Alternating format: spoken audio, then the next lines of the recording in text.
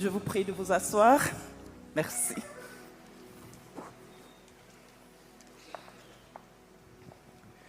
C'est toujours un honneur de prendre la parole dans des moments pareils. Et j'aimerais commencer par saluer Pasteur Maud et Pasteur Yvon pour cette belle œuvre. C'est vrai que cela a été dur, mais on est arrivé.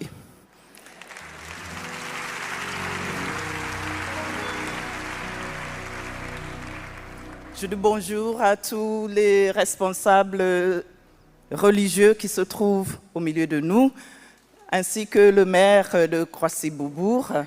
Je sais que c'est un moment adorable, un moment merveilleux pour nous tous, et je pense que tout se passera comme prévu par le Seigneur. Alors, en tant que présidente de la CEF, nous nous réjouissons de la réalisation de cette œuvre et nous ne pouvons que rendre grâce à Dieu pour sa fidélité envers son Église.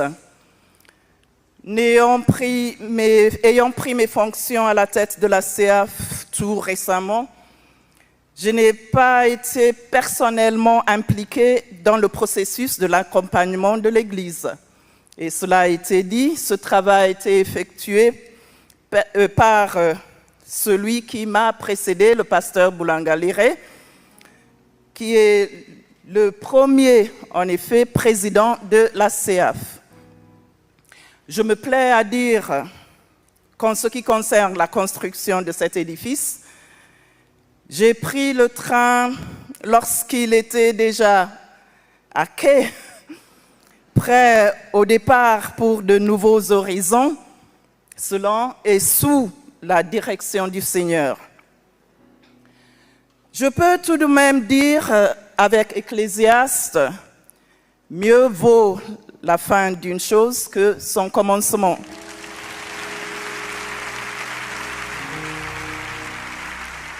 Et dans l'espace intermédiaire entre le début et la fin, les intentions parfois contestées sont néanmoins projetées et réalisées.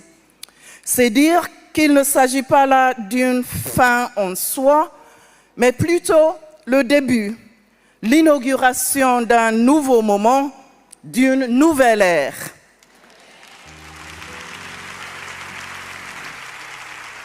L'Église ICC, je pense, s'inscrit dans cette dynamique avec la Cité royale. Il est question en effet de l'ouverture d'un nouveau chapitre, un nouveau chapitre de son histoire. En effet, cette histoire, à l'image de toutes les églises de la CEF, s'inscrit dans le dur, dans le marbre, dans le béton aussi, et donc dans la durée. Les hommes passent, les édifices restent. Oui, en l'occurrence,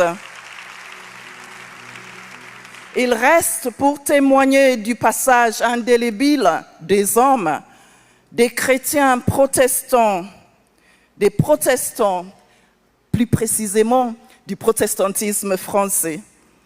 Paul Ricoeur pouvait dire que quelque chose persiste en changeant. Voilà ce que signifie durer.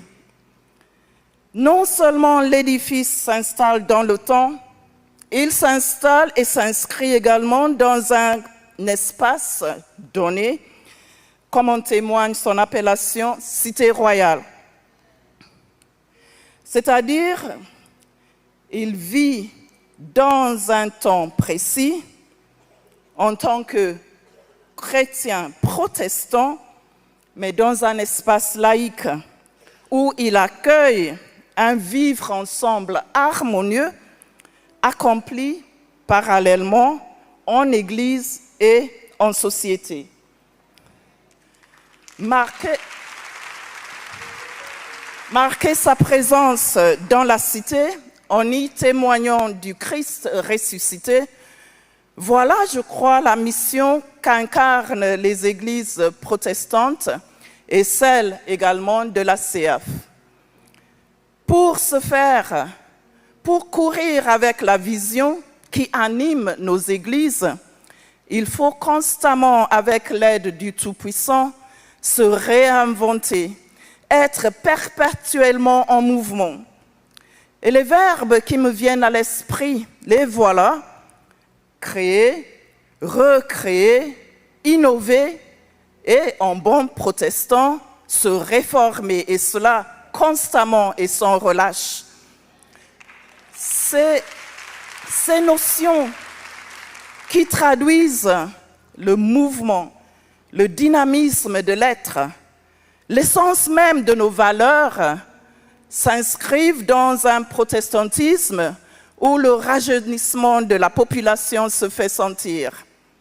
Il faut conjuguer le laïque et le religieux de sorte qu'il n'y ait ni amalgame ni confusion, pour qu'il y advenir en effet l'harmonie du vécu dans un contexte précis.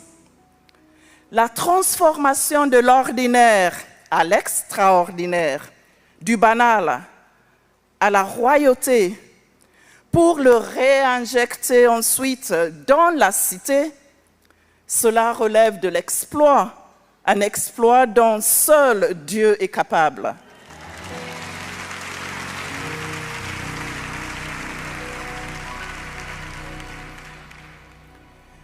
Toute institution a un passé, un présent et un futur.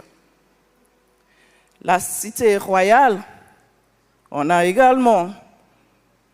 Et comme la CEAF a été au départ de la gestation du projet, elle continuera d'être présente dans un futur qui, chaque jour, devient le présent.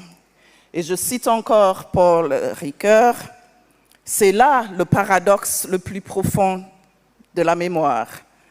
Le passé est contemporain du présent qu'il a été.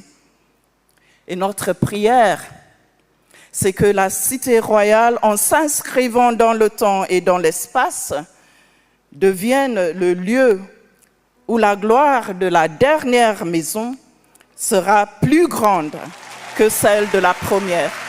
Je vous remercie.